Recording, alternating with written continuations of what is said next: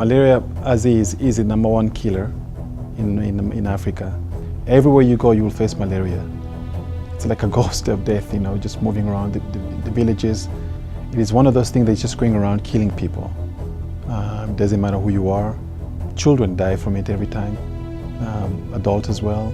But for the people in the villages, it's a big threat because it's all around. And a lot of people that I've known have died from malaria. The worst experience I've ever had with malaria was I flew in a village of Kabongo, and my intention was to just pick up the people and then fly back to the city. But then, after landing in Kabongo, I was not feeling 100%. So I decided that I should spend the night, and then maybe I'll feel better the next morning. Then I realized all the symptoms were from malaria because I've gotten so many times. I know exactly what's happening. So I gave money to people to go find medicine for me. They came through the village of Kabongo. No one had anything for malaria. No one had anything that would heal malaria.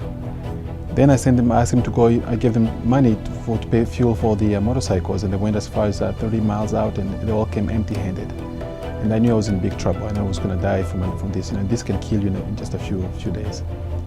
So I went through the night shivering, and then the next morning, what I had to do was kind of really not very wise on my part, but the only choice I had was to take an extra dose of Tylenol, which I had in my bag, and fly to the next village, Kamina.